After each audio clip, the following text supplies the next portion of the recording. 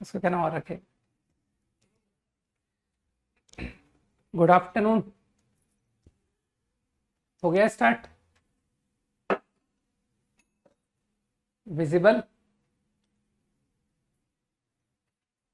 अरे जल्दी से हाँ बोलो यार, वेट कर रहा हूँ।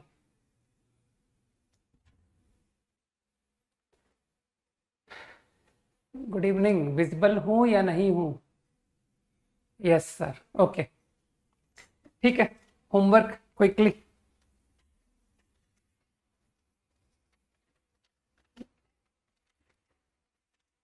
लॉगरिथम का शीट करना है, राइट? हाँ, लाइट ग्रीन, लाइट ग्रीन।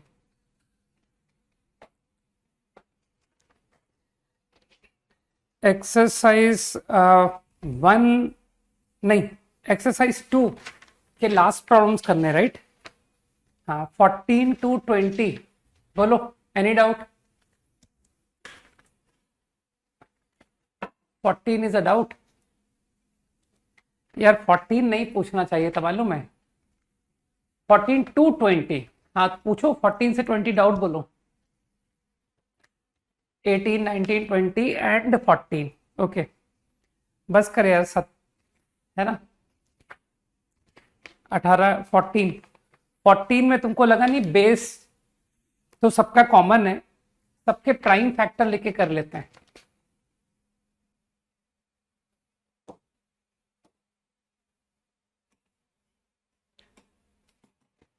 तो मेरे ख्याल से सब कुछ देखो लॉग 3 में लिखते जा रहे हैं। 3 2 स्क्वायर,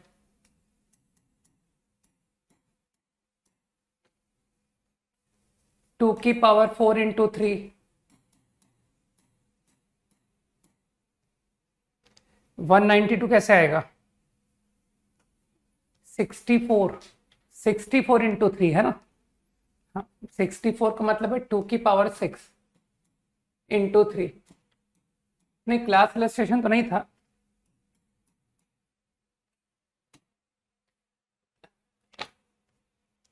ठीक है, माइनस लॉग 12 मतलब लॉग 48।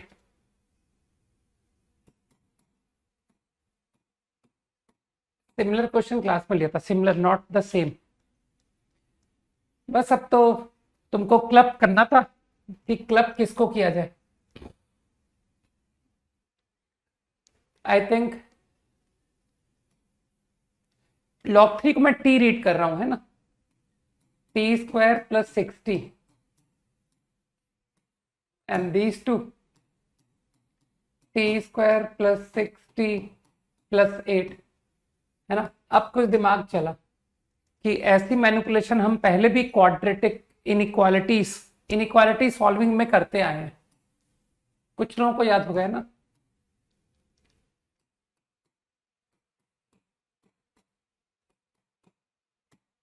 यहां तक सब ठीक है ना? है ना? ठीक। बस अब तो तुम समझदार हो कि मैं टी स्क्वायर प्लस 60 को टुगेदर रखते हुए कर लूंगा, और क्या।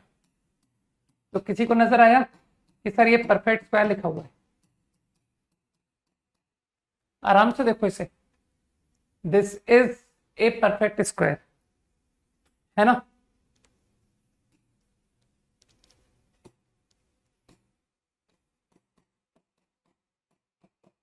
Any mistake? कुछ गलत हुआ? 10 मिस्ड, 10 मिस्ड, अच्छा +10, तो आखिरी में +10 नहीं लिखा। अब ठीक है।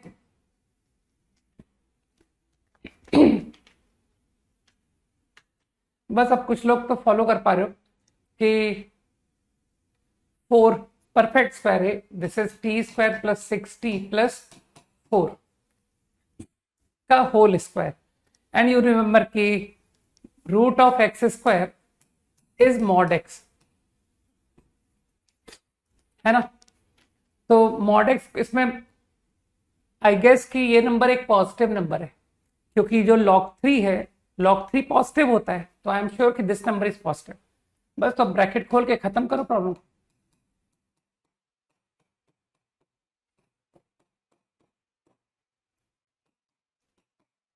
Answer easy.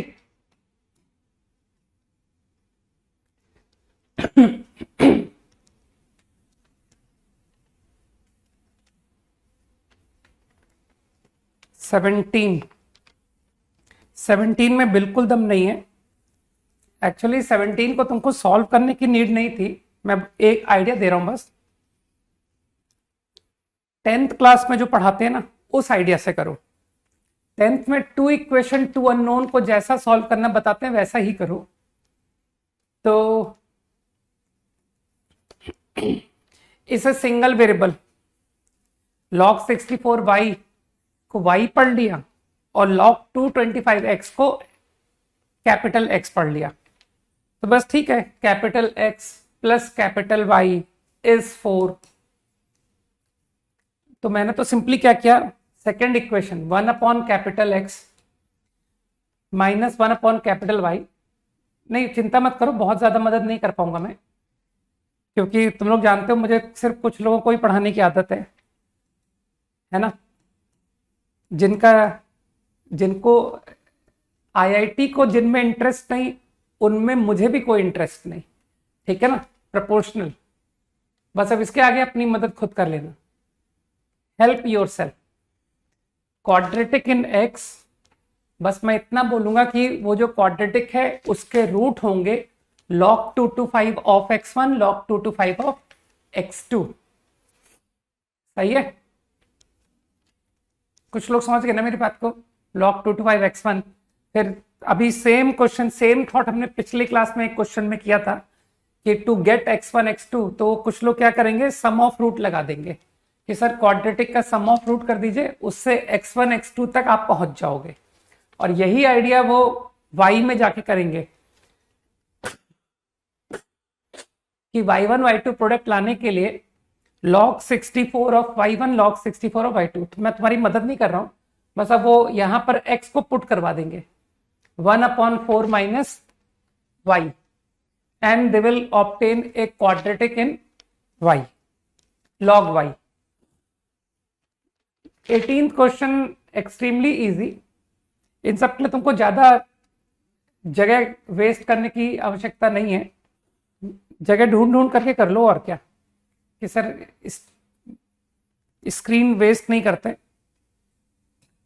x plus 4 upon x और अगला x अपॉन एक्स प्लस 4 बन रहा है, तो x plus 4 upon x.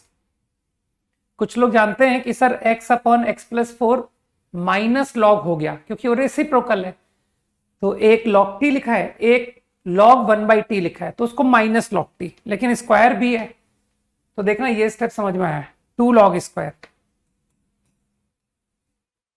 2 log square, 2 cancel ही कर देता हूं ना, log square equal to log square.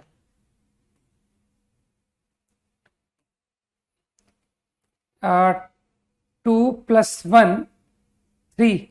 मेरी कैलकुलेशन जब गलत हो जाए तो बता देना। ये ठीक है। अब a square equal to b square से there are 2 possibility, either this और, आप अपनी मदद खुद कर लेना। और जो लोग जानते हैं कि इसका आप माइनस टाइम्स को चाहो तो आप रेसिप्रोकल लिख सकते हो। आराम से सोचना ये क्या कर दिया मैंने, ठीक। अगर नहीं सोच पाओगे तो फिर तो बोर्ड एग्जाम की तैयारी करनी पड़ेगी, नहीं कि sir let's concentrate on boards, ठीक। कहीं ऐसा ना हो 12th में 80 से नीचे मार्क्स आ जाए। आईआईटी की तैयारी करते हुए किसी स्टूडेंट के अगर 100 में 80 नंबर मैथ्स में आए, वो भी बोर्ड एग्जाम में, तो मतलब आप समझ सकते हो कितनी बुरी बात कहलाएगी।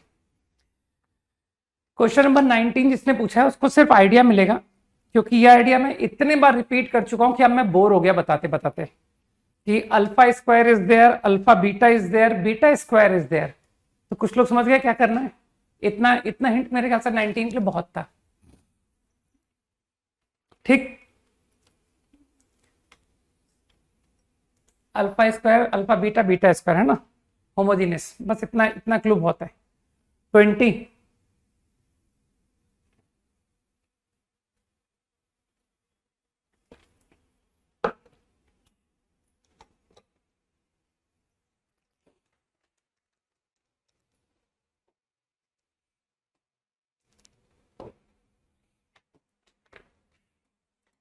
चलो 20 का स्टार्टिंग आइडिया दो, how to begin. Common base, good, common base.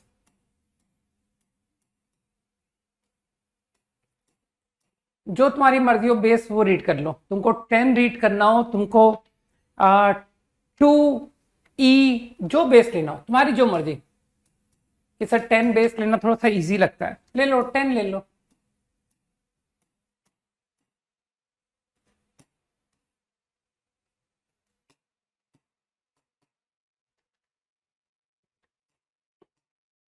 अब देखें 10th क्लास की मैथ्स कितने लोगों की स्ट्रांग है, क्योंकि जितना मुझे पता है मैंने 10th के आने वाले सारे आइडियाज एक ही बार में क्लास में बता दिए थे।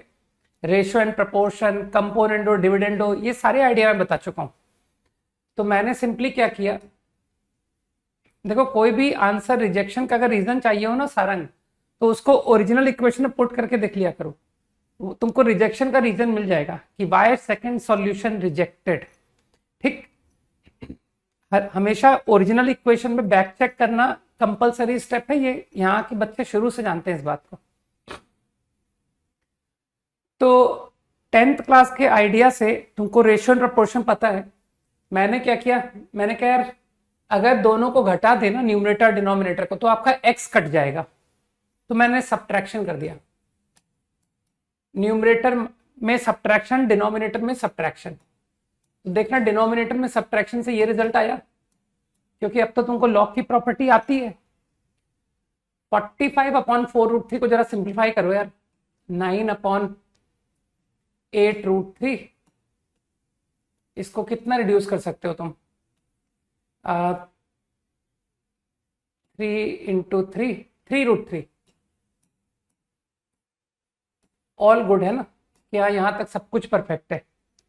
ठीक, अब जिनको लॉग आने लग गया है दे विल से कि सर लॉग 3/4, और इसे भी वो लोग ध्यान से देख करके पहचान लेंगे, है ना। तो देखना कुछ लोगों को समझ में आएगा कि सर ये क्वांटिटी तो √3/2 का स्क्वायर नजर आ रही है मुझे, और ये क्वांटिटी √3/2 का क्यूब नजर आ रहा है। आया समझ में? तो I guess this comes out 3/2। बस अब तो प्रॉब्लम में कोई दम बचा ही नहीं कि सर अब तो आप x निकाल दो। अब क्या करोगे, इक्वेट दिस एंड दिस। तो देखो 3x की power 3/2 log base 10, log base 10 of 45। यही होता है ना, लॉगरिथम ऐसे ही तो करते हैं। 3/2 इंटू क्रॉस मल्टीप्लाई किया था, बस ठीक है लॉग इक्वेट कर दो। देखना आ गया क्या आंसर, क्या लाना है, x3।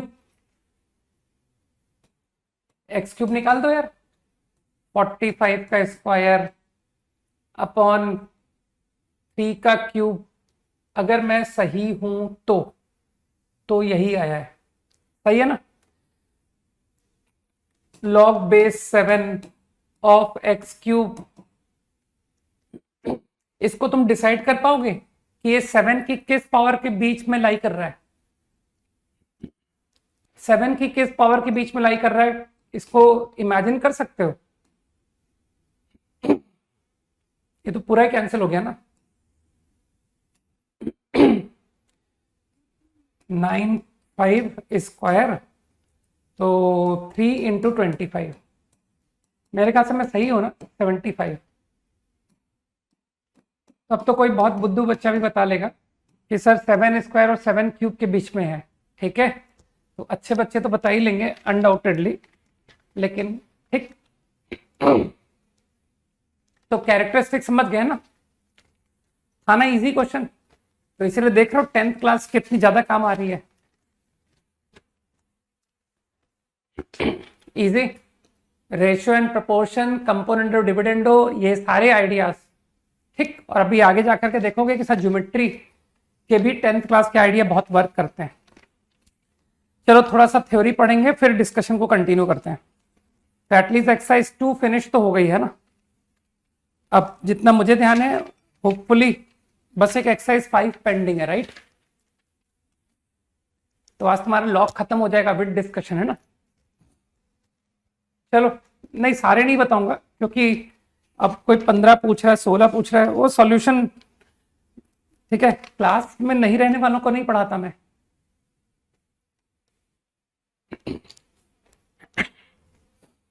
आंसर सब ठीक है। ओके, तो लास्ट क्लास में मैं क्या बता रहा था मैं, लास्ट क्लास में आई गेस की कॉन्केविटी की एंड में बात हुई थी, है ना, F double dash, remember?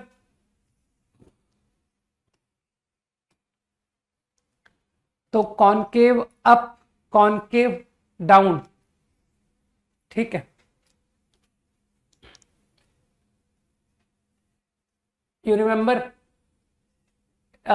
Decreasing function double dash x positive, है ना, ऊपर को ओपन करता हुआ अगर दिखेगा तो concave up, increasing function like this concave up.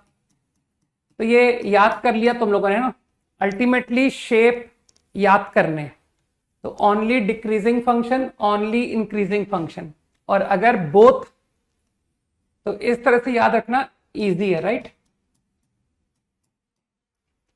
फिर एंड में मैंने बात की थी कि कोई भी दो पॉइंट को अगर तुम ज्वाइन करते हो कॉन्केव अप फंक्शन पर, function is concave up, you join any two points by a segment, तो तुमको यह बात मैंने कन्वे कर दिया था और तुम खुद भी फील कर पा रहे हो ना कि सर ये शेप मुझे बहुत बता रहा है, हिंट दे रहा है कि if I join any two points on it by a segment, then this segment will lie above the graph of fx. Same is going to happen here. यहां भी वही होने वाला है, अगर कोई भी दो पॉइंट ज्वाइन करोगे तो जो लाइन सेगमेंट है वो ग्राफ के ऊपर बनेगा, है ना। नाउ कॉन्केव डाउन, अगर ग्राफ इंक्रीजिंग है, concave down is like this, नीचे को खुलता हुआ दिखेगा, function decreasing concave down, function increase and decrease both concave down। तो ये शेप आगे तुमको याद रखने, है ना, रीजन हम सब समझ चुके हैं कि ऐसा शेप क्यों कॉन्केव डाउन रिप्रेजेंट करना है, ये सब बातें हम लास्ट क्लास में समझ चुके हैं। F double dash x negative, here also negative, negative, सही। and now you also understand if I join any two points in concave down shape, तो भी तुम समझते हो कि line segment will lie below the graph, line segment will lie below the graph, सही है। joining any two points, line segment will lie below the graph. तो इस कंसेप्ट को लेकर के तुमको एक बहुत अच्छी इनइक्वालिटी बताता हूं, ठीक है, जो अभी इस लेटेस्ट 2023 से आईआईटी ने सिलेबस में ऐड कर लिया है, ठीक है। बाकी इसके बिफोर भी सिलेबस में नहीं होते हुए भी वो लोग उसका इस्तेमाल करते थे कि सर हमने तो इसको जेंसर इनइक्वालिटी से कर दिया था, ठीक है, क्योंकि कौन सा आईआईटी तुम्हारे सॉल्यूशन चेक तो करता नहीं था। तो आई होप कि this point should be clear, concave up concave down is clear, and this also is clear कि अगर मैं कोई से भी दो पॉइंट को ज्वाइन करूंगा तो सेगमेंट ग्राफ के नीचे लाई करेगा या ग्राफ के ऊपर लाई करेगा कॉन्केविटी के अकॉर्डिंग, ठीक। तो चलो इनइक्वालिटी को फॉलो कर लेते हैं।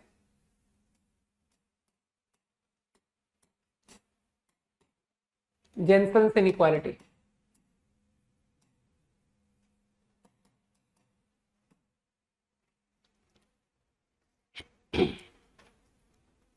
थोड़ा सा मैच्योरिटी के साथ में तुम लोग इसको ज्यादा समझोगे, ठीक है, फिर भी कोशिश करना।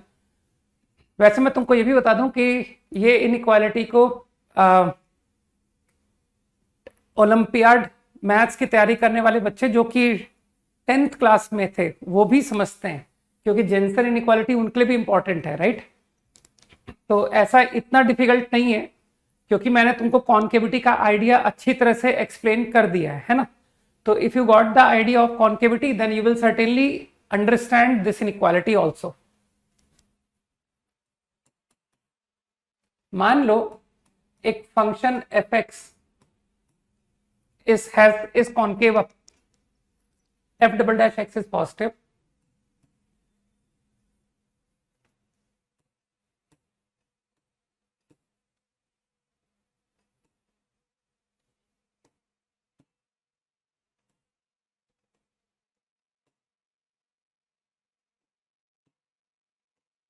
in interval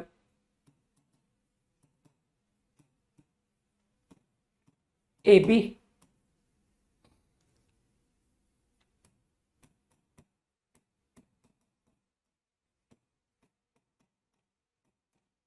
they belong to interval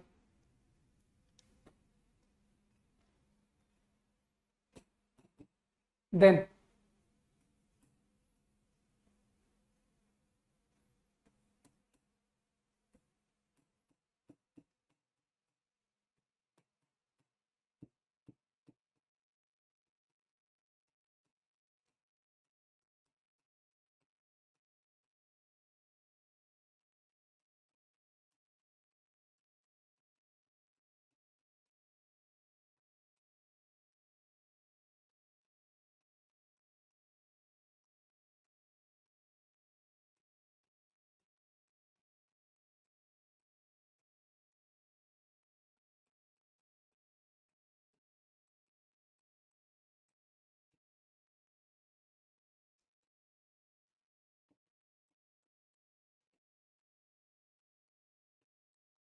they are all positive. Lambda 1 lambda 2 lambda 3 ये सब पॉजिटिव है। पहले स्टेटमेंट कॉपी कर लो, फिर एक्सप्लेन करूंगा। पहले स्टेटमेंट कॉपी करो।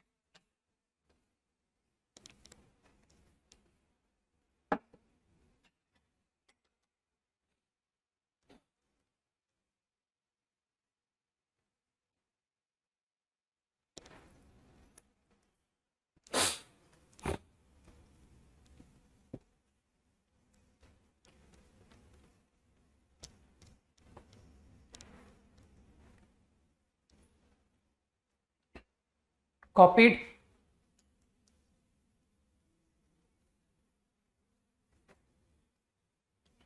Okay, concave up. एक बार इस एक्सप्रेशन को ध्यान से देखो।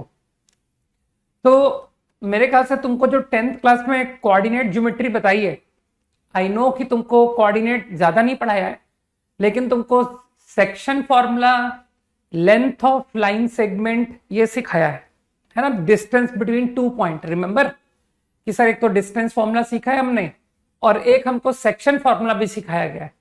तो इस क्वांटिटी को जरा ध्यान से देखो, तो तुमको ऐसा फील नहीं आ रहा कि यार ये कुछ सेक्शन फॉर्मूला इसमें यूज हो रहा है ना।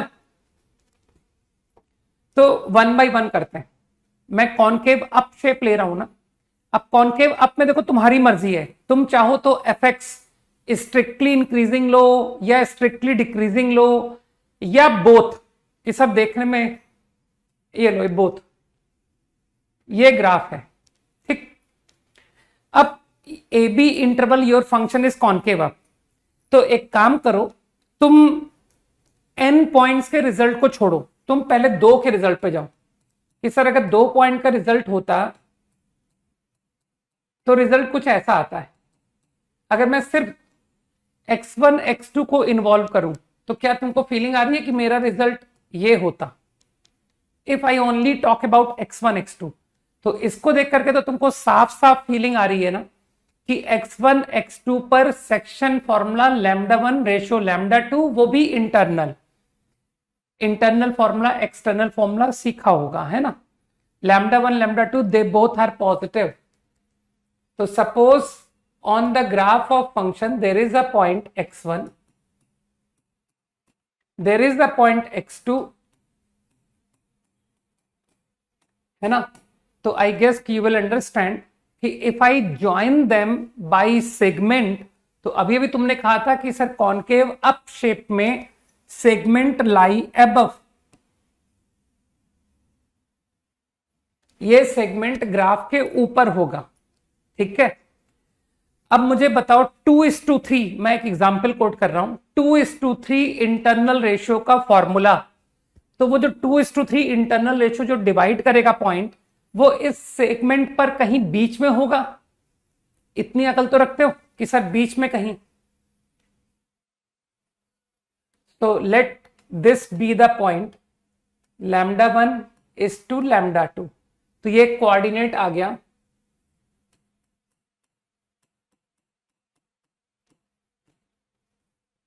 x coordinate and y coordinate.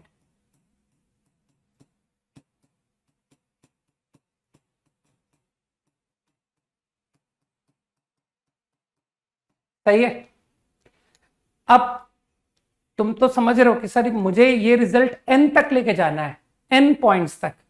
तो अब जैसे मैं बात करता हूं कि मुझको ये रिजल्ट चाहिए, 2 तक का तो रिजल्ट आ गया ना, अब चलो 3 की बात करते हैं कि how to get this result.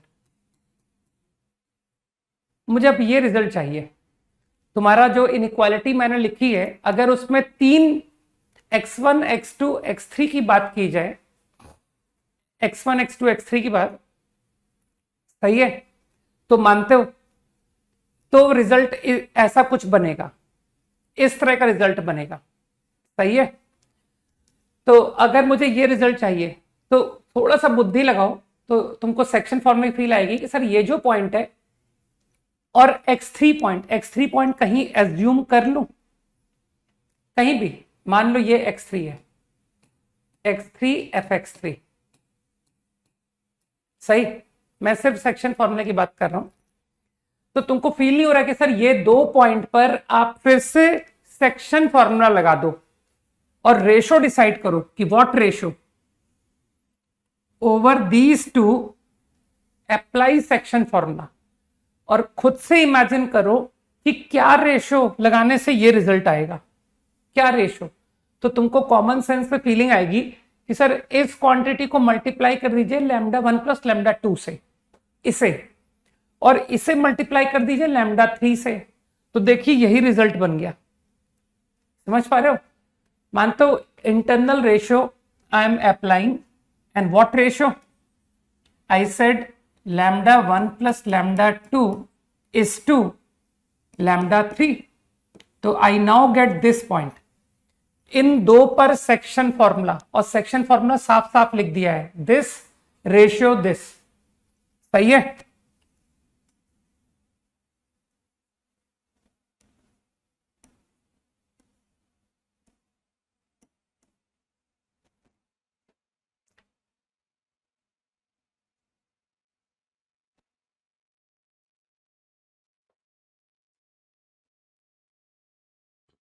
तो now this coordinate will come out, करो मल्टीप्लाई, λ1 प्लस λ2 से मल्टीप्लाई करो, तो I now get λ1 x1 λ2 x2 cancel, λ3 into x3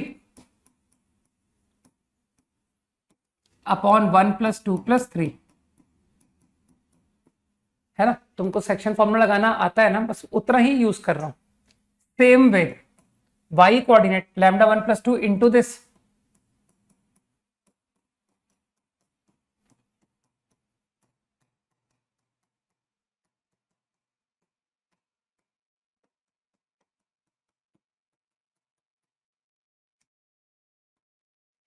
ठीक है, so this point will get coordinate like this. तो अब मुझे लगता है कि कुछ लोग फील कर पा रहे हैं कि सर ऐसे करते करते करते मैं n पॉइंट्स तक के रिजल्ट तक पहुंच जाऊंगा। अभी जैसे मैं तुमसे बहुत फिर से एक एग्जांपल पूछ रहा हूं कि देखो तुमने 2 पॉइंट का रिजल्ट निकाला x1 x2 का, अब तुमने x1 x2 x3 को लेकर के रिजल्ट निकाला। अब अगर मैं तुमसे कहूं कि नहीं x4 तक का रिजल्ट निकालो, मतलब अब तुमको रिजल्ट यहां तक ये चाहिए, ये रिजल्ट, तो ये एक्सप्रेशन कहां से आएगा? तो कुछ लोग समझ जाएंगे एंड दे विल से कि ये जो कोऑर्डिनेट है ना, इसे x4 से ज्वाइन कीजिए टू x4 और सेक्शन फॉर्मूला लगाइए। सोचो क्या सेक्शन फॉर्मूला लगाऊं? Internal ratio. तो देखो वो लिख रहा है, दीपिका लिख रही है कि 1 + 2 + 3 is to 4, है ना? तो आई गेस λ1 + 2 + 3 is to λ4। अगर अप्लाई करोगे तो ये कोऑर्डिनेट जो आएगा ये बनेगा, तुम तो सिग्मा नोटेशन से फैमिलियर हो ना, अब मैं सिग्मा नोटेशन का यूज कर रहा हूं, λi i going from 1 to 4 upon sigma λi, sigma λi fxi i going from 1 to 4 upon sigma λi i 1 to 4। सही है? तो अब जब मैं 4 पॉइंट के रिजल्ट तक जा सकता हूं, 5 तक जा सकता हूं, तो तुम फील कर गए कि सर इस तरह से कंटिन्यू करते करते प्रोसेस आप n तक के रिजल्ट पे पहुंच जाओगे। अब इंपॉर्टेंट बात क्या है? इंपॉर्टेंट बात यह है कि ये जो भी रिजल्ट आ रहा है, ये जो भी पॉइंट आ रहा है ना, ये जो भी पॉइंट आ रहा है, देखो ये पॉइंट, तो क्या तुम लोग नोटिस कर रहे हो कि ये पॉइंट ग्राफ के ऊपर आ रहा है? सोचो ऐसा। तो फाइनली मान लो this is the final point, ये है वो final point, sigma λi xi i 1 to n upon sigma λi i 1 to n।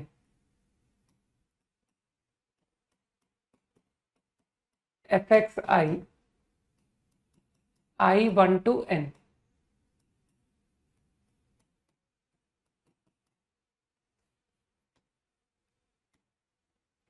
सही है?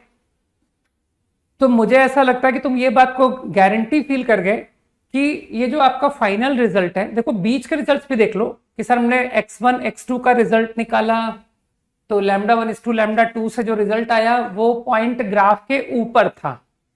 फिर जब मैंने x1 x2 x3 का रिजल्ट निकाला, तो देखो λ1 fx1 λ2 fx2 λ3 fx3 कोऑर्डिनेट का पॉइंट, तुम समझ रहे हो मैं किस पॉइंट की बात कर रहा हूं?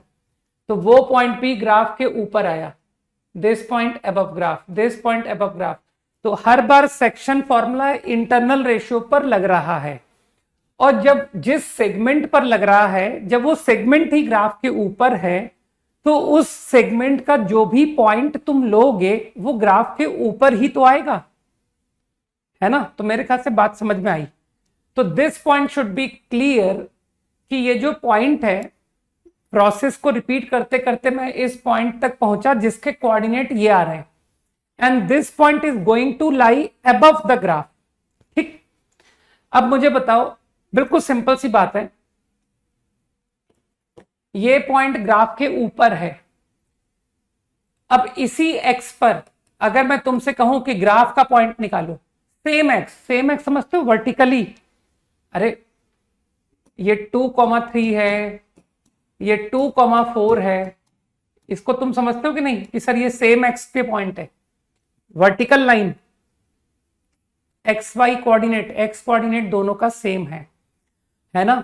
तो मैं तुमसे क्या कह रहा हूं कि ये जो पॉइंट है ना, इसका जो एक्स कोऑर्डिनेट है, उसी एक्स कोऑर्डिनेट का पॉइंट ऑन ग्राफ निकालो।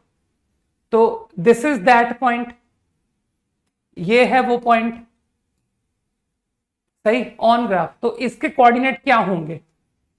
कहना सर आधा कोऑर्डिनेट तो आपने बता रखा है, एक्स कोऑर्डिनेट तो आपने ऑलरेडी बता रखा है कि I want same x coordinate. Lambda I x I I1 to n upon sigma lambda I1 to n, सही। And what is it's y value? तो जिनको अकल है दे विल से कि सर ये कोऑर्डिनेट जो है, ये पॉइंट जो है वो ये y equal to f x graph पर लाई कर रहा है। तो क्योंकि एफ एक्स ग्राफ पर लाई कर रहा है तो एफ एक्स ग्राफ पर y वैल्यू बताओ एट x इक्वल टू 2। तो कोई भी कह देगा अरे सिंपल है f2, है ना। तो I think this is going to be f of this number.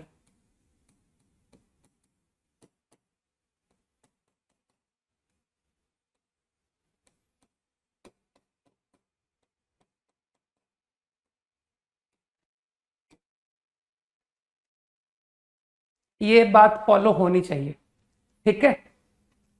At same x, if I obtain point on graph of fx, then that is going to have coordinate equal to this। अब जिसको थोड़ी भी बुद्धि है वो कहेगा sir अब तो ऑब्जर्वेशन से डायरेक्ट बोलो कि ये y वैल्यू से बड़ी है। सोचो,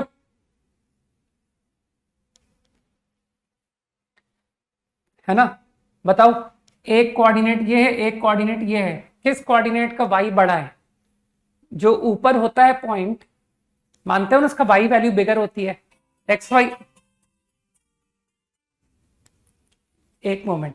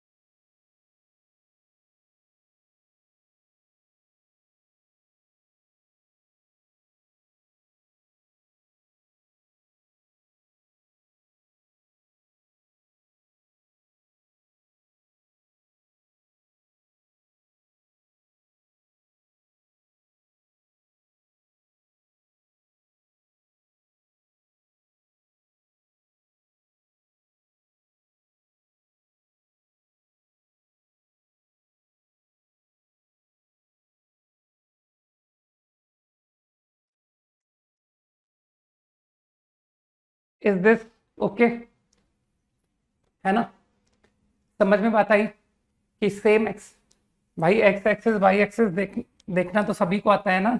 ये एक्स एक्सिस है, ये वाई एक्सिस है, ये दो पॉइंट है। तो जो पॉइंट ऊपर होता है उसका वाई कोऑर्डिनेट बड़ा होता है कि नहीं होता है?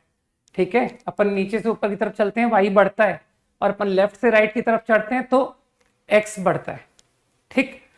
तो मुझे ऐसा लगता है कि अब तुमको इनइक्वालिटी क्लियर हो जानी चाहिए कि from graph it is clear that sigma lambda i f x i over sigma lambda i, है ना, i going from 1 to n is going to be bigger और इक्वल। अभी इक्वालिटी का भी राज बताऊंगा कि इक्वल टू कैसे आएगा, क्योंकि यहां तो तुमको साफ दिख रहा है कि सर ये पॉइंट तो ग्राफ में ऊपर है तो इसका y तो बड़ा होना चाहिए, है ना। लेकिन फिर भी आप एक पॉसिबिलिटी बोल रहे हो कि इट इज आइदर बिगर और इक्वल, है ना। तो इक्वालिटी मुझे जानना है कि ये इक्वल कब आ सकता है, ठीक है। वैसे तो एक सिंपल सी बात तुम लोग जानते हो कि सर 3 ग्रेटर देन 2 ये सही स्टेटमेंट है। लेकिन अगर कोई 3 ग्रेटर इक्वल टू 2 कहता है, तुम लोग को इतना तो आइडिया है ना कि ये दो स्टेटमेंट, बताओ ये स्टेटमेंट ट्रू है कि फॉल्स है? ये स्टेटमेंट मुझे जानना है कि कितने लोगों को इस साइन का मतलब पता है, बताओ।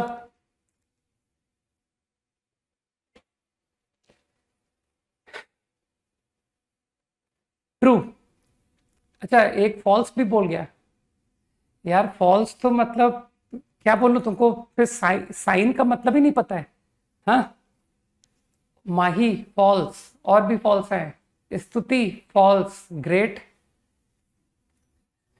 तो तुमको इस सिंबल का मतलब नहीं पता है, ये सिंबल का मतलब क्या होता है? हाँ, इसको क्या पढ़ते हैं? फिर तो पता क्या होगा, answer to every maths problem is false हो जाएगा। फिर अगर अगर तुमने इस सिंबल, ये सिंबल तो कभी भी सवाल में आए ना, फिर तो तुम नो सॉल्यूशन लिख के निकल जाना कि सर इस सवाल का कभी आंसर हो ही नहीं सकता। Any problem in which greater equal to symbol is there ना, तो तुम कहना सर ये सवाल कभी सही हो ही नहीं सकता, क्योंकि कोई भी नंबर एक्स वाई से बड़ा और एक्स वाई के बराबर, ये दोनों बातें एक साथ ट्रू तो कभी हो ही नहीं सकती। कोई एक ही सही होगा, या तो ग्रेटर होगा या इक्वल होगा, है ना। तो जिसको इसका मतलब अभी पता ही नहीं है, जो ग्रेटर एंड करता हो, तो उसके लिए तो permanent answer to problem in which this inequality is there, वो सारे सवाल का आंसर है नो सॉल्यूशन, है ना, कि ऐसा कभी हो ही नहीं सकता। तो थोड़ा ढंग से पढ़ो, ये ग्रेटर और होता है ना कि एंड और, ये होता है मतलब इसका। अगर कोई एक स्टेटमेंट भी सही होता है ना, तो वो स्टेटमेंट सही कहलाता है। ओके, तो इस तरह का ब्लंडर मत करो। तो आई थिंक कि this inequality should be clear. अब जो तुम लोगों को फील आ रहा है कि सर मुझे इक्वालिटी समझनी है कि ये इक्वल कैसे हो सकता है ना, क्विकली।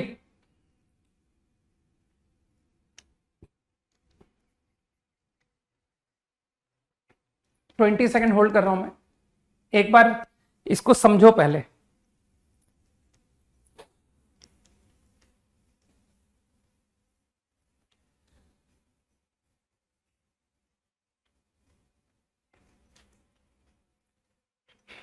Okay, got it. अब एक्चुअली तुम क्या चाहते हो? तुम चाहते हो कि कॉनकेव अप में, अगर तुम इक्वालिटी की बात करना चाहते हो, इक्वालिटी, बात को देखना, मैं रिपीट नहीं करूंगा, इसलिए तुमको थोड़ा कॉन्सेंट्रेट करना पड़ेगा, राइट। देखो, सेक्शन फॉर्मूला तो इंटरनल रेशियो का ही लगेगा, क्योंकि तुमने कंडीशन तो पढ़ी थी कि सर लैम्डा 1 लैम्डा 2 को आपने पॉजिटिव बोला है ना, तो लैम्डा 1 लैम्डा 2 को तो आप नहीं छेड़ सकते, वो तो मुझे नॉन क्वांटिटी की तरह है। फील कर रहे हो? Lambda 1 lambda 2 lambda 3 they are non quantities. अब तुम सोचो, मुझे 2 पॉइंट का रिजल्ट चाहिए, मुझे ये रिजल्ट चाहिए, और मैं चाहता हूं कि सर दोनों मैच कर जाएं, F of this and this, ये दोनों मैच करें, बराबर आए। तो सोचो ऐसा कब होगा? ये दोनों को मुझे इक्वल लाना है। तो एक बात सोचो, जैसे ही तुमने कोई 2 पॉइंट लिए कि सर 1 पॉइंट और 1 पॉइंट, जैसे ही तुमने 2 पॉइंट लिए और उन पर सेक्शन फॉर्मूला लगाया इंटरनल रेशियो का, तो मानते हो 2 डिस्टिंक्ट पॉइंट लेते ही तुम ग्राफ के ऊपर आ जाओगे। इस बात को थोड़ा जल्दी सोचो कि as soon as I take 2 points on graph and apply section formula 2 distinct points, तो जो भी इंटरनल रेशियो का पॉइंट होगा वो ग्राफ के ऊपर आ जाएगा। और मानते हो जैसे ही आप ग्राफ के ऊपर आए,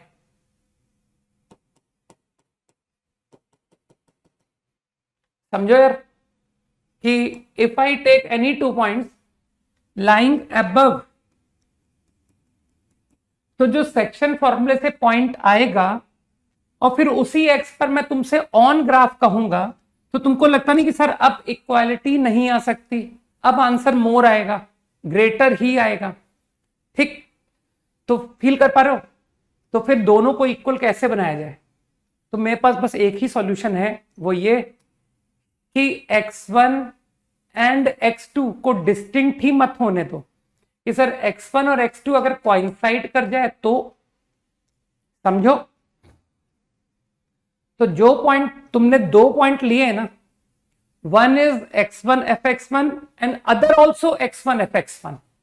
अब मुझे बताओ, दोनों सेम पॉइंट है, उस पर मैं कहता हूं 2:3 लगाओ, रेशियो 2:3 लगाओ, तो तुमको लगता नहीं कि जो पॉइंट आएगा वो यही पॉइंट आ जाएगा कि सर दोनों पॉइंट अगर सेम हुए और मैंने इंटरनल रेशियो फॉर्मूला लगाया 2:3, then you will get the same point again. सोचो, अरे लिमिट की बात ही नहीं हो रही है ना। मैं तो ऑन द ग्राफ मुझे आना है, टेंडिंग नहीं चाहिए मुझे ऑन द ग्राफ ही रहना है। तो बात समझ आई कि सर x1 x2 को सेम होना पड़ेगा। ठीक, अब यही प्रोसेस x3 के साथ, तो तुमको लगता नहीं कि सर अब मुझे x1 λ1 x1 λ2 x2 λ3 x3 का y वैल्यू, ग्राफ की y वैल्यूज मैच करनी है। तो ये 2 पॉइंट का सेक्शन है। अगर तुमने इस पॉइंट को x3 और x2 तुमने फिर से अगर मुझे बोला कि सर x3 डिफरेंट है, अगर तुमने कहा कि sir x3 point on the graph is somewhere else, तो फिर सेक्शन फॉर्मूला इंटरनल रेशियो लगा के तुम ग्राफ के ऊपर आ जाओगे। तो दिमाग लगाओ कि सर वो x3 वाला रिजल्ट भी ऑन द ग्राफ ही आना चाहिए। तो क्या तुमको फील हो रहा है कि सर x3 को भी यही होना पड़ेगा, ताकि x1 x2 का जो सेक्शन से आंसर आया उस पॉइंट का सेक्शन मैंने x3 पर लगाया और x3 यही पॉइंट है। तो तुम कोई सा भी रेशियो लगा दो, you will get the same point only. तो समझ में आया कि इक्वालिटी कब आएगी। अब मैं n की बात कर रहा हूं actually. When will this equality hold true?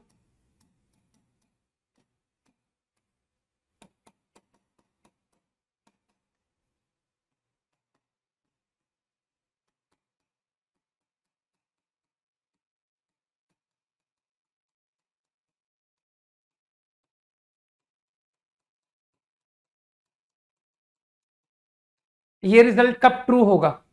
तो this result can hold only if जब आपके सारे x1 x2 x3 they are all the same point, जब वो सब सेम हो।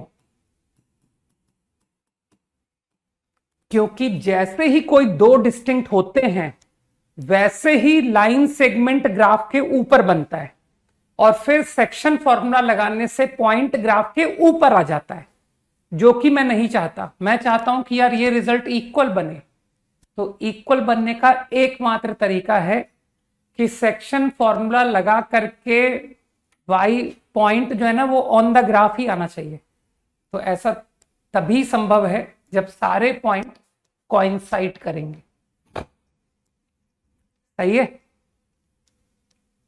तो बहुत इंपॉर्टेंट इनइक्वालिटी है एंड यूजफुल। ठीक है, क्विकली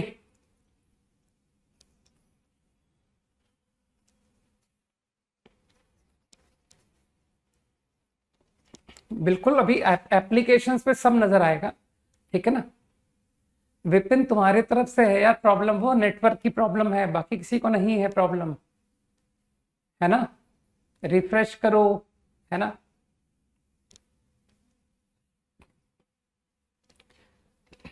ओके, गॉट इट। अब मुझे लगता है इनइक्वालिटी रिवर्स का मतलब भी तुम समझ गए ना? ठीक है, इनइक्वालिटी रिवर्स भी समझ गए ना कि सर अगर कॉनकेव डाउन ग्राफ है तो ठीक है, हमको इनइक्वालिटी रिवर्स का लॉजिक क्लियर, क्योंकि अब लाइन बिलो बनेगी, सेक्शन फॉर्मूले से पॉइंट नीचे आएगा। Got it?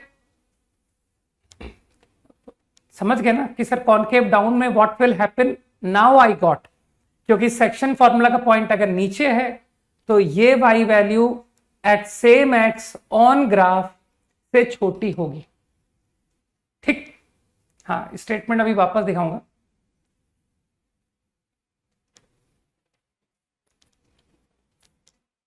अच्छा, उत्कर्ष को भी प्रॉब्लम है, my internet speed is good but still class lags. Okay, बिल्कुल कांटेक्ट करो, है ना? टेक टीम से बात करो। डन।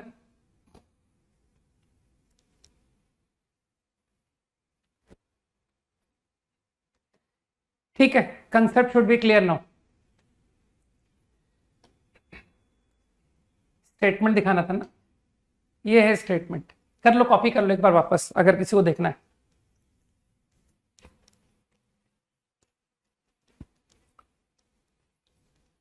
हम्म,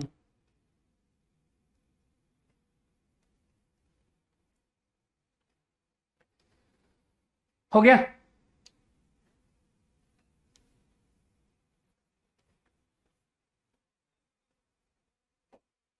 आगे वाली स्लाइड, प्रूफ इंपॉर्टेंट। एक्चुअली ये जो तुम थ्योरम पढ़ रहे हो ना, कॉल्ड जेंसन इनइक्वालिटी, इसे मैं एज फॉर्मूला खुद ही याद नहीं रखता। इंटरेस्टिंग बात तो ये है कि ये जो तुमने हैवी सा फॉर्मूला देखा ना, ये मुझे खुद को याद नहीं है। तो और ये जो तुम प्रूफ देख रहे हो ना, यही मेरा प्रॉब्लम सॉल्विंग आइडिया यही है। तो जब मैं सवाल सॉल्व करूंगा ना, तब तुमको मैं इसी थॉट प्रोसेस से अप्लाई करते हुए नजर आऊंगा। ठीक है ना, कि सर आप तो एज ए फॉर्मूला कहते ही नहीं हो कि put lambda 1 equal to 1, lambda 2 equal to 2। आप ऐसा बोल के सवाल करते ही नहीं हो, आप तो इस प्रूफ की फील्ड से हमें क्वेश्चन कराते हो। ठीक है ना, तो मुझे खुद को ही याद नहीं है। हाँ, कॉन्वेक्सिटी कहते हैं उसे, कॉन्केविटी, है ना।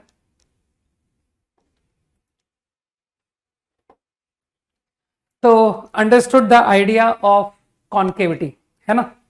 तो अब हम लोग क्या बात कर रहे थे, हमारा जो पर्पस था, I think I talked about, थोड़ा फंक्शंस के बारे में वापस से बात रिकलेक्ट करें। आई टॉक्ड अबाउट फंक्शन, एक लाइट आइडिया। मैंने फंक्शन की डोमेन, फंक्शन की रेंज की बात की। ठीक, मैंने फंक्शन की लिमिट की बात की, फॉलो कर रहे हो। मैंने फंक्शन इंक्रीजिंग, फंक्शन डिक्रीजिंग का बात किया। और अब मैंने फंक्शन की कॉन्केविटी की बात की, concave up, concave down. Is this all clear now? ठीक, अब मैं अपना फाइनल बता दूं कि मेरा इंटरेस्ट क्या था तुमको इतनी कैलकुलस पढ़ाने का। मेरा पर्पस सिर्फ ये था कि I want to sketch the graph of function, है ना। हाँ, मैंने कंटिन्यूटी भी बताई, बिल्कुल सही, मिस कर गया मैं। कंटिन्यूटी, डिफरेंशिएशन, बहुत कुछ बताया मैंने, ठीक है ना। तो और कंटिन्यूटी के अंदर में इंटरमीडिएट वैल्यू थ्योरम, ठीक। और तुमने उन सारी बातों को बहुत सिंसियरली फॉलो करने का कोशिश किया, और जिन लोगों ने सिंसियरली फॉलो किया उनको देखना कितना ज्यादा एंजॉयमेंट होगा, राइट। और ट्वेल्थ तो उनके लिए बिल्कुल, मतलब इसे कहते हैं ना, क्या कहूं यार वर्ड, बाएं हाथ का खेल टाइप्स, है ना। उस टाइप से उनकी ट्वेल्थ निकलेगी कि सर हम तो इलेवेंथ में ही इतना हार्डवर्क करके आए थे कि हमको ट्वेल्थ कुछ ज्यादा इजी लग रही है। सारा प्रेशर मैं तुम्हारे इलेवेंथ में डाल दूंगा, ठीक है ना। तो तुम्हारे ऊपर इलेवेंथ में अच्छा बर्डन होगा, और ट्वेल्थ तुम्हारे लिए बहुत मजे में जाएगा। ओके, तो I want to draw the graph of function. Graph समझते हो तुम तो, कई ग्राफ जानते भी हो। हाँ, पीस ऑफ केक, बिल्कुल। कि सर आपने log x का ग्राफ, एक्सपोनेंशियल फंक्शन का ग्राफ, ये सारी बातें हमको सिखा रखी हैं, सही है ना। तो कुछ मैं स्टेप्स तुमको बता रहा हूं। If I am given a function, मुझे एक फंक्शन किसी ने दे दिया, और मेरा एम है to draw y versus x graph of this function. सवाल समझ गए? मुझको जो फंक्शन दिया गया है उसका y वर्सेस x ग्राफ बनाना है। तो मैं क्या करता हूं, मैं कुछ स्टेप्स फॉलो करता हूं। पहले मैं कुछ डेटा कलेक्ट करता हूं कि यार मुझे ये डेटा दे दो, फिर मैं तुमको ग्राफ दे दूंगा। तो सबसे पहले मैं चेक करता हूं कि what is the domain of function. मतलब सबसे पहले मैं ये डिसाइड करता हूं कि किस एक्स पर ग्राफ बनेगा, for what x. Now once I know its domain, फिर मैं इंफॉर्मेशन कलेक्ट करता हूं, और information, interval of increase and decrease.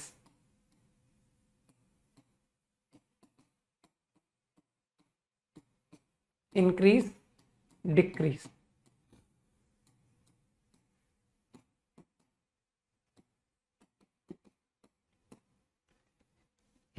कुछ याद है कि सर कैसे डिसाइड करते हैं फंक्शन इंक्रीजिंग, कैसे डिसाइड करते हैं? कोई बताएगा मुझे? फंक्शन कब बढ़ेगा, फंक्शन कब घटेगा, ये कैसे डिसाइड करते हैं? बताओ। Any calculation idea to decide increase decrease? Slope, derivative, है ना? तो डेरिवेटिव टर्म बोलोगे तो मुझे ज्यादा समझ आएगा। एफ एक्स नहीं, एफ डैश एक्स। सही है? कुछ याद आया कि sir F dash x positive आने पर फंक्शन इंक्रीज करता है, एफ डैश एक्स नेगेटिव आने पर, यार ये सब बातें भूलनी नहीं है। Then f is increasing. मैं थोड़ा शॉर्टकट यूज करूं? अरे इंक्रीज, ऊपर को जाने को इंक्रीज कहते हैं और नीचे जाने को डिक्रीज कहते हैं, सही है ना? थोड़ा तो मुझे शॉर्ट लिखने दो। Function decreasing, d y by d x. हाँ, एफ डैश एक्स के बजाय तुम d y by d x बोल सकते हो। नाउ आफ्टर दिस इंफॉर्मेशन, अब थोड़ा सा तुमको धीरे से नजर आएगा कि सर ये इंफॉर्मेशन अभी शुरू में तो थोड़ी इंपॉर्टेंट है, लेकिन बाद में देखना आप कोई इसको माइंड नहीं करेगा। Now I decide about concavity. Concavity भी तुमको पता है कि सर अगर ये पता पड़ जाए कि ग्राफ बढ़ रहा है, तो वो जो कंफ्यूजन था ना कि ग्राफ बढ़ रहा है, ये तो मुझे मालूम है बढ़ रहा है, लेकिन बढ़ने में तुमको पता है ना कि सर ये हम कंफ्यूज होते हैं कि आप कौन सा शेप फॉलो करें। ये भी इंक्रीजिंग है, ये भी इंक्रीजिंग है, ये भी इंक्रीजिंग है। तो ये सारी बातें मैं डिस्कस कर चुका हूं, रिमेंबर? तो अब कई लोग बोलेंगे कि सर इंक्रीजिंग फंक्शन का शेप क्या होगा, वो डिसाइड होगा by this concept, concavity. Fine, double dash positive, double dash negative. ये पॉजिटिव का शेप है, ये नेगेटिव का शेप है। ये तो बेचारा लोग डायरेक्ट पहचान जाएंगे कि सर ये तो स्ट्रेट लाइन है, और लीनियर तो हमको 10th में ही पढ़ा दी गई थी, है ना? तो उसके लिए हम आपसे इतनी मेहनत करवाएंगे भी नहीं कि यार इसको डिसाइड करने के लिए इतनी मेहनत करनी पड़ी। ठीक। Now after collecting these 3 information, कि यार अब ये 3 इंफॉर्मेशन आ गई, अब सबसे इंपॉर्टेंट इंफॉर्मेशन का टाइम है। आफ्टर नोइंग 3, अब मैं कहता हूं कि नाउ यू ड्रॉ। बस अब इतनी इंफॉर्मेशन बहुत है, चलो ग्राफ बनाते हैं। ठीक है? So these are the points which I follow to draw the graph of function. Copy कर लो, अभी दिखेगा तुमको।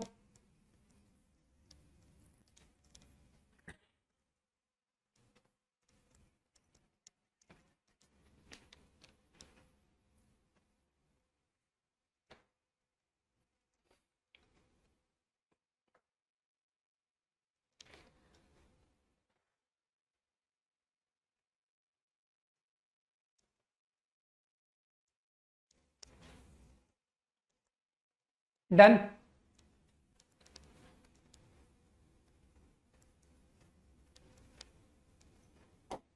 ओके, तो सबसे पहले एक काम करते हैं, जो तुमने ग्राफ सीखे हैं ना, शुरू वहीं से करते हैं। तो आई थिंक तुमने शुरुआत की थी ट्रिग्नोमेट्री से, सही कह रहा हूं? हाँ, पिछला प्रूफ कैसे लिखें बुक में? क्या बात करो, जो बोर्ड में लिखा था वो तो साथ के साथ लिखना चाहिए था, उसमें कौन सी बड़ी बात है? किसी ग्राफ पर सेक्शन फॉर्मूले से पॉइंट ही तो दिखाने थे। Let's draw the graph of sine x. अब इसको हम अपनी कैलकुलस की नॉलेज की मदद से बताएंगे, है ना? कि कुछ लोगों को ध्यान होगा कि जब मैंने साइन एक्स का ग्राफ बनाया था, तब मैंने कहा था कि यार इस ग्राफ का शेप मैं नहीं बता पाऊंगा, ठीक? लेकिन अब मेरे पास हर बात का रीजन है। तो I want to draw the graph of this. सबसे पहले मैंने पॉइंट नंबर 1 पर बात की कि एक्स बताओ, तो मैंने कहा डोमेन इज आर। सही है ना? Domain of function is R. Again graph बनाने में तुम लोग समझदार हो कि सर आप ऑल रियल पर तो दिमाग लगाओगे नहीं, आप सिर्फ 0 से 2 पाई पर बनाओगे और फिर कहोगे कि रिपीट करो। इस बात को तो तुम फैमिलियर हो ही कि जो भी मैं मेहनत करूंगा ग्राफ बनाने में, सिर्फ 0 से 2 पाई पर मेहनत करूंगा, फिर उसके बाद ग्राफ को हम लोग रिपीट करते चले जाएंगे, है ना। तो जो भी मैं इंक्रीज डिक्रीज लिखूंगा दैट इज ओनली फॉर 0 से 2 पाई, ठीक। F dash cos x which is positive in interval first quadrant, fourth quadrant, remember,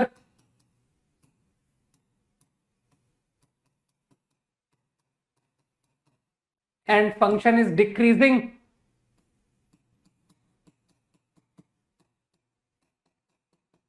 second and third quadrant, function increase function decrease पता पड़ गया। अब कॉन्केविटी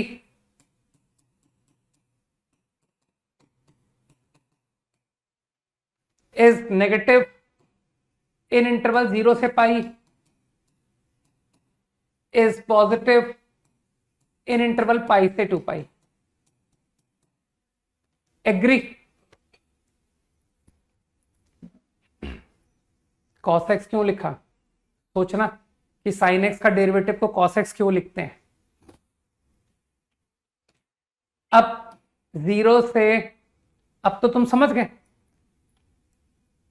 कि सर 0 से π/2 ग्राफ इंक्रीज, लेकिन तुम ट्रिग्नो पढ़ चुके हो, 0 पर वैल्यू 0, π/2 पर वैल्यू 1, सही है।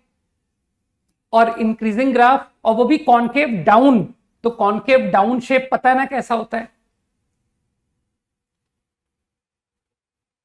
अब तुम्हारी शेप की समस्या खत्म हो गई ना, कि मुझे शेप में ही प्रॉब्लम थी।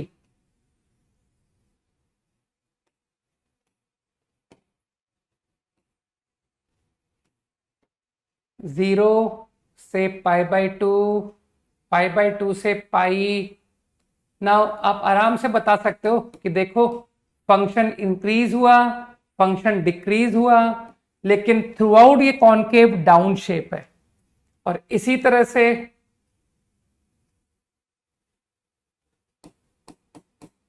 अप टू 3π/2 देख पा रहे हो, π/2 से लेकर 3π/2 फंक्शन डिक्रीज, 3π/2 से 2 पाई फंक्शन इंक्रीज। और तुम कॉन्केविटी का आंसर भी देख पा रहे हो, 0 से पाई कॉन्केव डाउन, पाई से 2 पाई कॉन्केव अप, सही है। तो अब अगर कोई तुमसे कहे कि यार साइन एक्स के ग्राफ में कोई 2 पॉइंट ज्वाइन करने को कोई कहेगा तुमसे कि यार ये 2 पॉइंट को एक सेगमेंट से ज्वाइन करो, तो तुम उसको रिप्लाई दे पाओगे कि if I join any 2 points in the graph of sine x then this segment will lie below the graph, क्योंकि ये कॉन्केव डाउन शेप है। एग्री? अभी भी तुमने सीखा है ये बात कि अगर कॉन्केव डाउन पर कोई भी 2 पॉइंट को ज्वाइन करोगे तो segment will lie below the graph of function.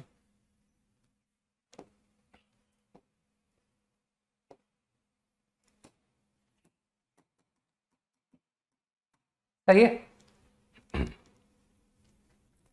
तो पहले तुम्हारे नोन फंक्शन, सारे नहीं, अब तुम जो भी ग्राफ तुमने रटे ना, साइन, कॉस, टैन, कॉट, अब तुम पर उन पर अपनी तुम नॉलेज कैलकुलस से चेक कर सकते हो कि अब तो सर मुझे उनके शेप का भी आइडिया क्लियर हो गया कि tan x का ग्राफ, कुछ लोगों को याद है कि -π/2 से π/2 ऐसा ग्राफ बनाया था, सही है ना। कॉन्केव अप, ये कॉन्केव अप है, ये कॉन्केव डाउन है, सही है। f(x = tan x) का ग्राफ, तो फंक्शन इंक्रीज डिक्रीज कॉन्केविटी तुम सब बता ले जाओगे कि सर एफ डैश फिजिक्स में पढ़ाया है सेक स्क्वायर, डबल डैश इसे दोबारा डिफरेंशिएट करो, तो फिजिक्स में चेन रूल भी सिखाया है, 2 sec इंटू सेक का डेरिवेटिव। और सेक का डेरिवेटिव मैंने क्लास में बोल दिया था ना कि सेक का डेरिवेटिव सेक 10 होता है। So your double dash is going to be equal to this। तो समझ में आया कि tan x का रिपीटिशन लेंथ पाई है, तो -π/2 से π/2 का ग्राफ में अब तुम वेरीफाई कर सकते हो कि ये कॉनकेव अब क्यों था। देख लो, डबल डैश पॉजिटिव आ रहा है, 0 से π/2 इट इज पॉजिटिव, एंड -π/2 से 0 इट इज नेगेटिव, है ना। और तुम इंक्रीज डिक्रीज भी देख पा रहे हो कि sir function through out increasing है, ठीक है ना। ग्राफ की रेंज कौन पता कर रहा है? ग्राफ की रेंज कहां लिखवाई मैंने? इस स्टेटमेंट में कहां लिखा है रेंज? हाँ, लोग ग्राफ से रेंज निकालते हैं ना, कि रेंज से ग्राफ निकालते हैं। अरे नक्षत्र मॉड 10x, नहीं नक्षत्र नहीं, तेजस्व, मॉड 10x का ग्राफ तुम बनाओ ना तेजस्व, तुम बताओ ना मॉड 10x का ग्राफ कैसा होगा। बाकी लोग भी बनाए भाई। नक्षत्र सवाल पूछ रहा है, नक्षत्र नहीं तेजस्व सॉरी, कि मॉड 10x का ग्राफ कैसे होता है।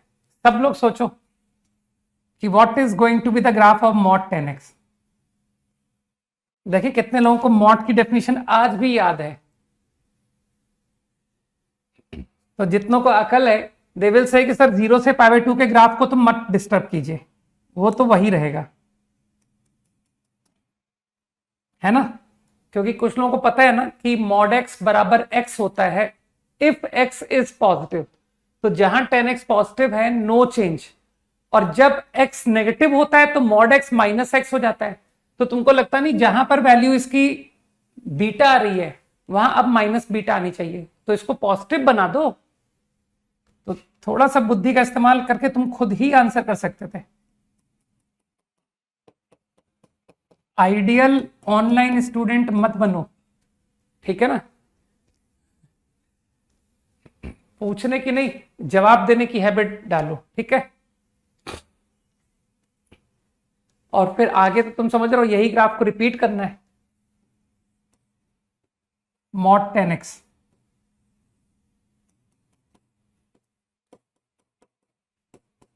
तो इस तरह से सवाल पूछ पूछ करके डिस्टर्ब नहीं करते हैं। ये पैराबोला नहीं होती है, चिंता मत करो, राइट।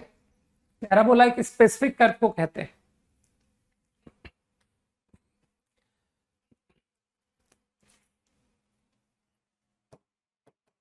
मॉड 10x, तो ये सब मैंने स्टैंडर्ड नहीं बताया। अब एक सेकंड के लिए अपन log x को भी निपटा लेते हैं कि सर ट्रिग्नोमेट्रिक फंक्शन मेरे वेरीफाई हो जाएंगे जो भी आपने सिखाया है उसकी मदद से, ठीक है। फॉलो कर पा रहे हो मेरी बात को, है ना। तो what ever I have told you उसकी मदद से जितने ग्राफ हमको अब तक पता है वो वेरीफाई हो जाएंगे कि क्यों ऐसा शेप था। अगर मैं log बेस 10x की बात करूं, ग्राफ ऑफ दिस फंक्शन, तो फटाफट जो भी तुमने ग्राफ के स्किल्स तुमको आते हैं, तो तुमको फिजिक्स में जो डिफरेंशिएशन सिखाया है उसमें log 10 नहीं सिखाया है ना। तो बस ln x ln 10 base change formula सभी को आता है। तो point number 1 is domain which is positive x, point number 2 is interval of increase interval of decrease dash x is 1/x ln 10। मान तो ये हमेशा पॉजिटिव है, ठीक है ना, ये हमेशा पॉजिटिव है for all x greater than 0।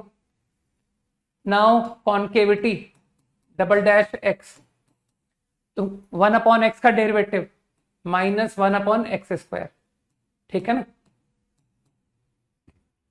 अभी ठीक है, तो बस ऑलवेज नेगेटिव। तो मेरे ख्याल से अब तुमको वेरीफाई हो गया कि y log base 10x graph is like this. ये कॉन्केव डाउन शेप है ना, concave down, easy.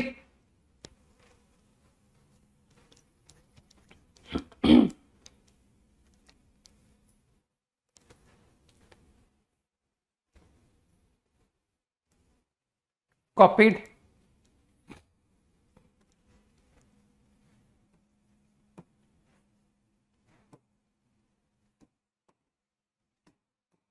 Graph of log base 10 of x। तो मेरे ख्याल से अब तुमको हर बात का आंसर मिल चुका है कि जितने भी ग्राफ मैं जानता हूं उसके रीजन मेरे पास है कि y they are like this, है ना। जो भी बताया गया है ऐसा क्यों था उसका कारण समझ में आ जाना चाहिए। 1/x² कैसे आया रजत?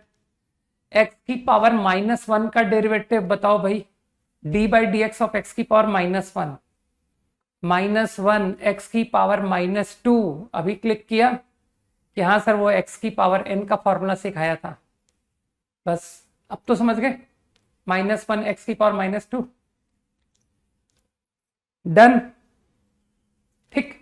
अब चलो तुमको थोड़ा सा, अब तुमने जेंसन इनइक्वालिटी जैसा पावरफुल कंसेप्ट सीखा है तो उसका कुछ तो फायदा देखा जाए।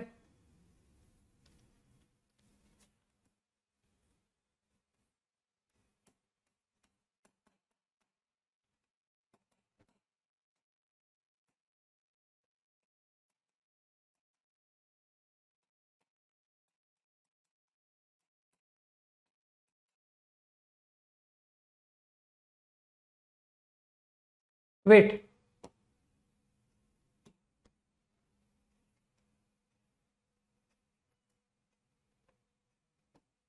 चलो ठीक है, प्रूव दैट ही रहने दो।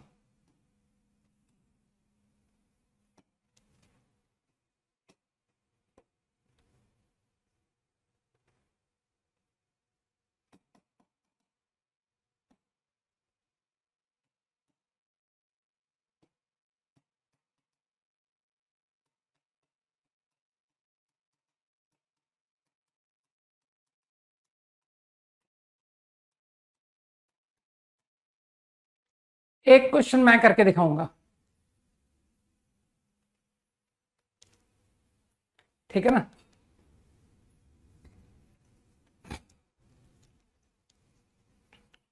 जो बताता जा रहा हूं पहले उतना डाइजेस्ट करते जाओ, है ना।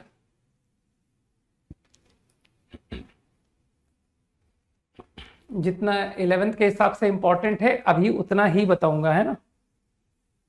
जो मुझे 11th के चैप्टर्स में काम आएगा उतनी ही कैलकुलस तुमको बताई जाएगी, उससे ज्यादा नहीं।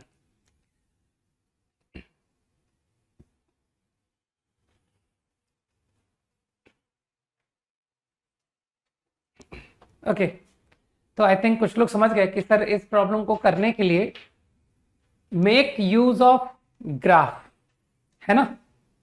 तो ग्राफ की मदद से बहुत जल्दी हो गया। एंगल्स ऑफ ए ट्राइंगल, तो तुम लोग समझते ही हो कि सर ट्राइंगल का अगर एंगल है एबीसी तो 0 से पाई, तो मेरे लिए ग्राफ सिर्फ इतना काम का है।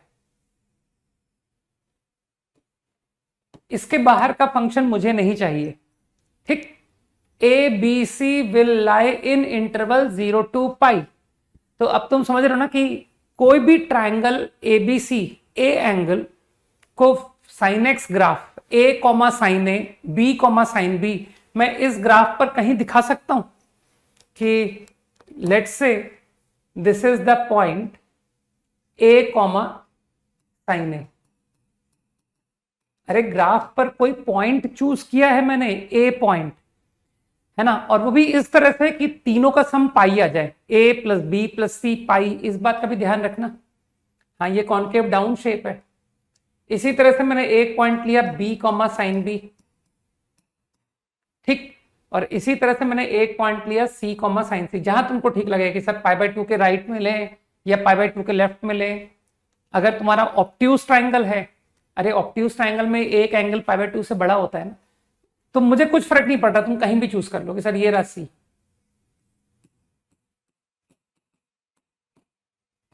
अब तुम समझ रहे हो ना कि सर ये जेंसन इनइक्वालिटी के थॉट का क्वेश्चन है कि ज्वाइन किया स्ट्रेट लाइन से, पहले इसका मिड पॉइंट निकाला a+b/2, फिर ये जो मिड पॉइंट है इसको ज्वाइन किया विद इस थर्ड पॉइंट से 2:1।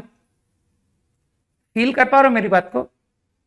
तो वो तो स्टेप्स हैं कि सर ये a+b/2 आ गया, फिर इसको ज्वाइन करेंगे हम c कॉमा साइन सी से और रेशियो लगाएंगे 2:1। लेकिन तुम अल्टीमेट टारगेट जानते हो ना कि ऐसा हम क्यों कर रहे हैं। अल्टीमेट टारगेट इज कि सर एक फाइनल पॉइंट आया and that point is ABC by 3। जा रहा दिमाग में ये क्या कर रहा हूं मैं, है ना? A plus B by 2 sine A plus sine B by 2 C comma sine C, section formula 2:1 internal ratio will get you this result. जब 2:1 बनाएंगे, हाँ अभी मैं रिशित इसलिए नहीं बोल रहा हूं क्योंकि सेंट्रॉइड का फॉर्मूला मैंने बताया ही नहीं ना एक्चुअली, ठीक है, कि अगर इन 3 पॉइंट को लेकर ट्राइंगल बनाया जाए जो, तो सेंट्रॉइड का जो कोऑर्डिनेट होता है, ये सारी बातें मैंने अभी नहीं सिखाई ना, ये सब हम लोग कोऑर्डिनेट में पढ़ेंगे, तो इस बात को मैं ध्यान में लेके चलूंगा ना यार। तो अभी जो बात हम कर रहे हैं उसी तरह से समझे कि सर इसका मिड पॉइंट, फिर इसको सेक्शन सी से लगाया 2:1 एंड गॉट दिस रिजल्ट, ठीक, comma sine A sine B sine C by 3। यहां तक किसी को कोई दिक्कत नहीं आनी चाहिए कि मैं इन 3 पॉइंट्स पर सेक्शन के थ्रू इस रिजल्ट तक पहुंच गया।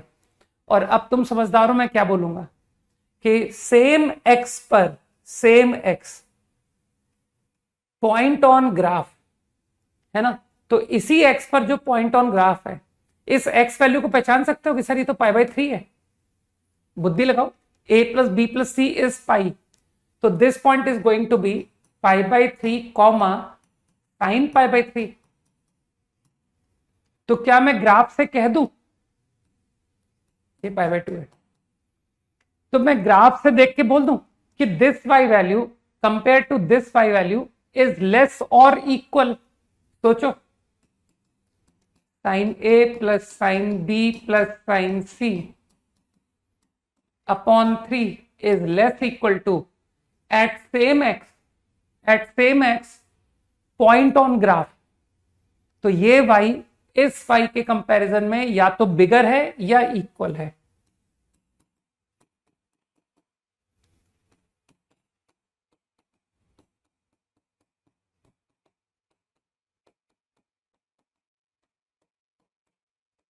(3√3/2) समझो, सोचो सोचो, ठीक है। अब इसकी मैक्सिमम वैल्यू, तो ये लेस इक्वल है, तो क्या मैं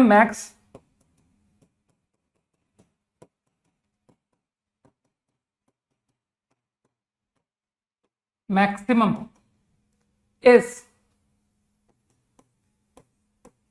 3√3/2। अब जब मैं तुमसे मैक्स पूछ रहा हूं तो कंडीशन ऑफ इक्वालिटी तुमको तो पता है कि सर आपने इसको कमेंट कर दिया बराबर, वाई बी टेक शौर्य, क्योंकि 2:1 लेने से ये रिजल्ट आ रहा है। तुम अगर 2:1 के अलावा कोई दूसरा रेशो लोगे तो you will not get sine A plus sine B plus sine C। सोचो इस बात को सौम्या, सोचो सोचो कि sine A plus sine B by 2 और इधर C कॉमा साइन C पर अगर 4:3 रेशो लगाऊं तो क्या तुमको लगता है sir sine A plus sine B plus sine C create होगा? नहीं क्रिएट हुआ ना, इसलिए सौम्या 2:1 लिया। तुमको अपने एक्सप्रेशन को टारगेट करना है ना, जो एक्सप्रेशन तुमसे कहा गया है। अभी तुमने प्रूफ नहीं देखा था सौम्या, जब मैंने जेनसन का प्रूफ लिया था λ1 fx1 λ2 fx2 λ3 fx3, तो वहां पर तुमने ध्यान नहीं दिया था कि मैं कैसे जा रहा था। λ1 λ2 लगाया, फिर λ1 प्लस 2 λ3 लगाया, फिर λ4 λ1 प्लस 2 प्लस 3 लगाया, है ना। तो मेरा टारगेट क्या था? मेरा टारगेट था टू क्रिएट दैट एक्सप्रेशन, जो मुझसे पूछा गया है वो एक्सप्रेशन। अरे 2:2 और 1:1 सेम बात होता है विपिन, थोड़ी तो बुद्धि लगाओ यार, ठीक है। ओके, सो आई गॉट, तुमको सबको समझ में आ गई ये बात कि when is sigma sine A बराबर 3√3/2, तो कई लोग समझ गए कि ये इक्वालिटी तभी होल्ड करेगी जब all terms are equal, A equal B equal C, और क्योंकि एंगल्स ऑफ ट्राइंगल है π/3, they are all equal to π/3। Quickly 10 seconds।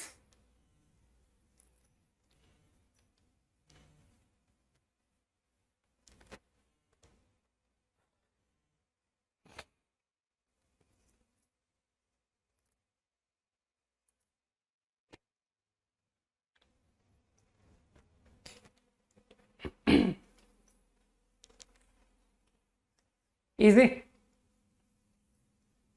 बहुत काम का आइडिया है।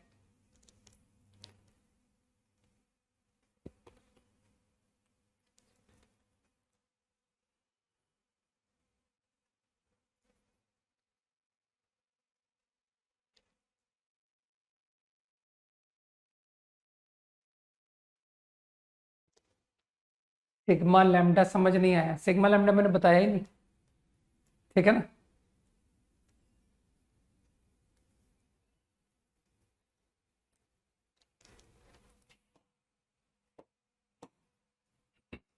थोड़े से कुछ नए ग्राफ और सीखते हैं जिसमें जेनसन का अभी तो मेरे पास ग्राफ की लिमिटेशन देखो ना कि सर गिनती के ही तो ग्राफ सिखाए हैं आपने, उसमें कितना आप ग्राफ पर पूछ लोगे, है ना।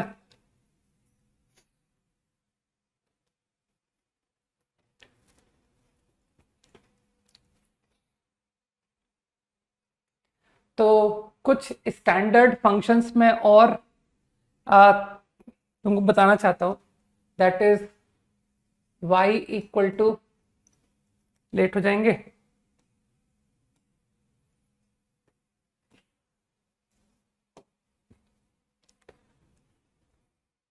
तुमको डिफरेंशिएट आता है ना, है ना। चलो तुमको एक और जेनसन का अच्छा क्वेश्चन बताता हूं जो तुमने पहले कर रखा है, ठीक है। For any triangle ABC you also have done this inequality.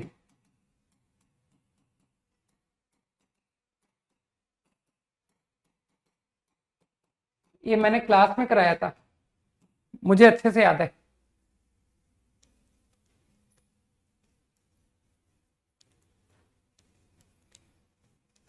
Deepak copy को पीछे जाकर के पढ़ो, ठीक है ना। जेनसन इनइक्वालिटी को पीछे से पढ़ना शुरू करो तो क्यों a equal to b equal to c का जवाब मिल जाएगा, ठीक है।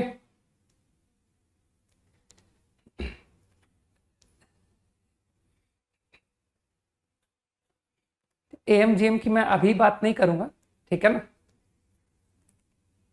सीक्वेंस एंड सीरीज में देखेंगे उस आइडिया को।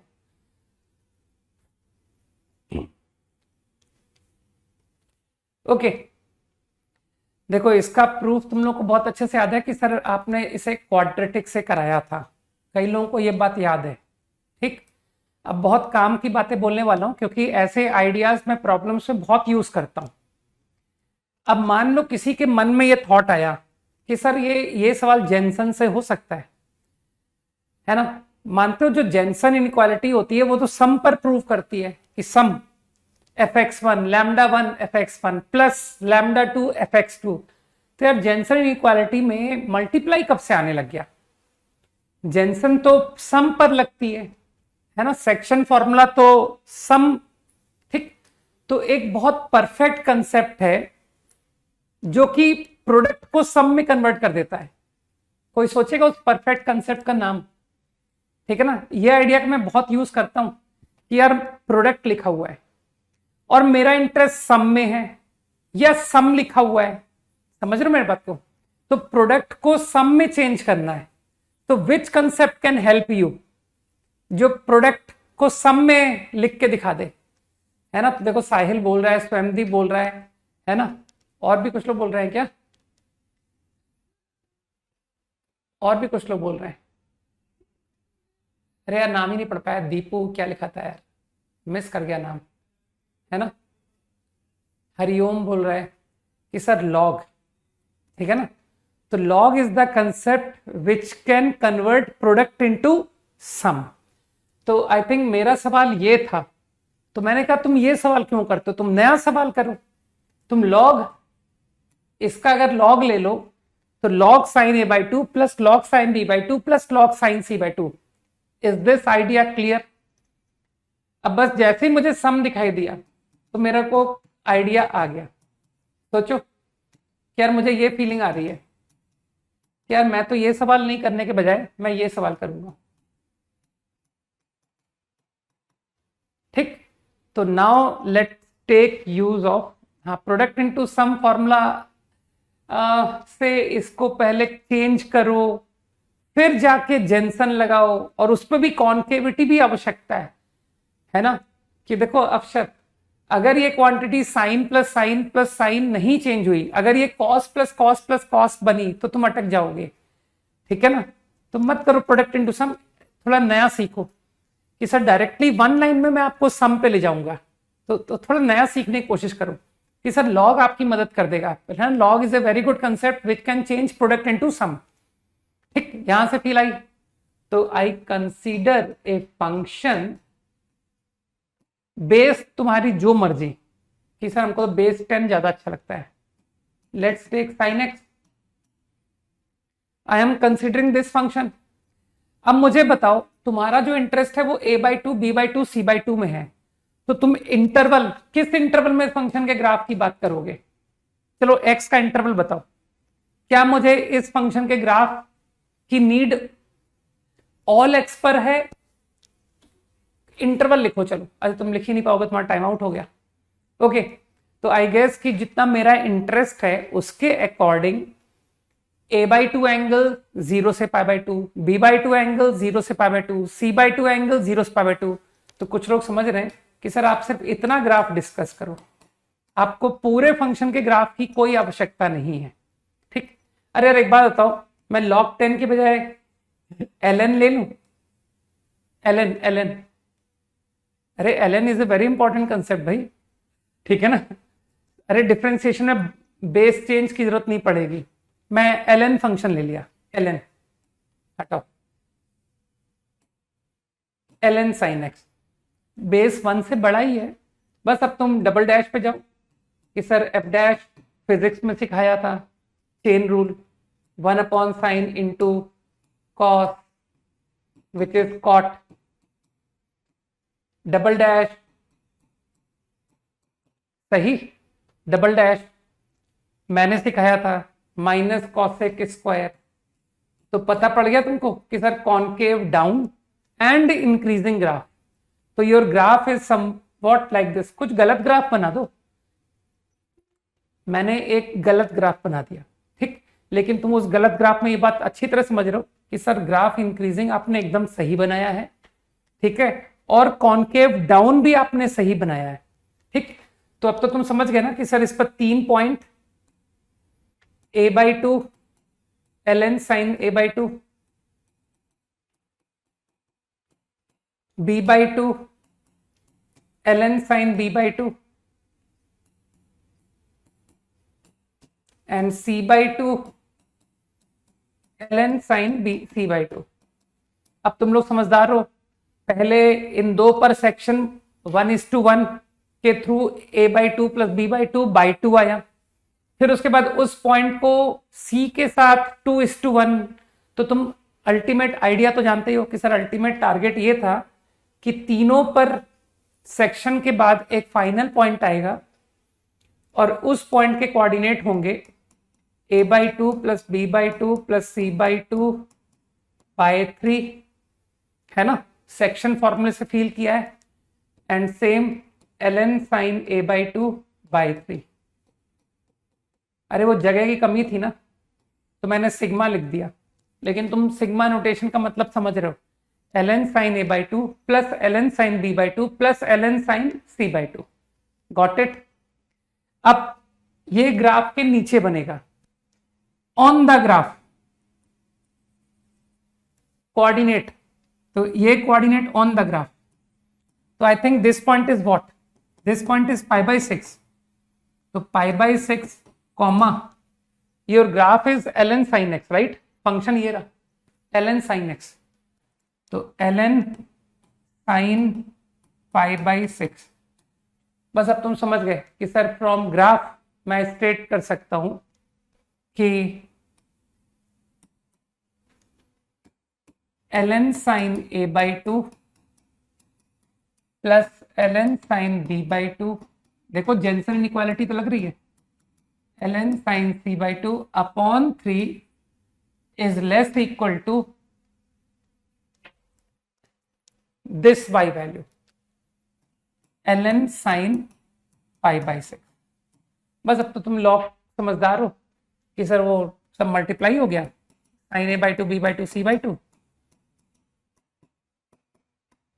और जिसको लॉग आता है वो कहेगा कि सर ln, वो जो बाई 3 लिखा है, या तो बाई 3 को क्रॉस मल्टीप्लाई कर लीजिए, 3 ln साइन पाई बाई 6। तुमको प्रॉपर्टी तो आती है ना, ये ln 1/8 बन गया। अरे साइन का क्यूब कर दो ना यार, 3 को अंदर ले जाके, कि सर वो 3 पावर में चढ़ गया, तो ये ln 1/8 हो गया। अब तुमको लॉगरिथम जितना आता है उससे तुम्हारा आंसर हो गया।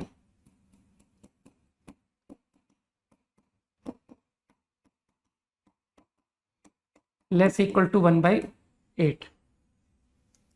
ठीक है, तो और भी हम लोग अब ग्राफ का एप्लीकेशन जो है ना वो आगे कंटिन्यू करेंगे इन नेक्स्ट क्लास। तो अगली क्लास का होमवर्क इज ओनली, केवल एक ही एक्सरसाइज बची है, क्या बात है, सब खत्म करा दिया मैंने, ओनली एक्सरसाइज 4 रिमेनिंग। ठीक है, तो next class I will discuss exercise 4, logarithm finish है ना। बाकी जिन लोगों को ज्यादा जल्दी हो रहा है कि सर मेरे पास में काम कम है, मैं कंपाउंड और लॉग में और प्रैक्टिस करना चाहता हूं, तो वो लोग ब्लैक बुक से करना शुरू कर सकते हैं। ठीक है, ब्लैक बुक से करो, क्वेश्चन बढ़िया क्वेश्चन है। ओके, लेकिन मैंने तुमसे कहा है कि सर हम लोग ब्लैक बुक पर कब जाएंगे, एक बार जब शीट खत्म हो जाएगी। तो कंपाउंड की शीट खत्म हो चुकी है, लॉग की भी मेरे हिसाब से अब खत्म हो गई, थोड़े से 5-6 क्वेश्चन ही तो बचे हैं, तो that also is over now. Okay, चलो बाय, जय हिंद।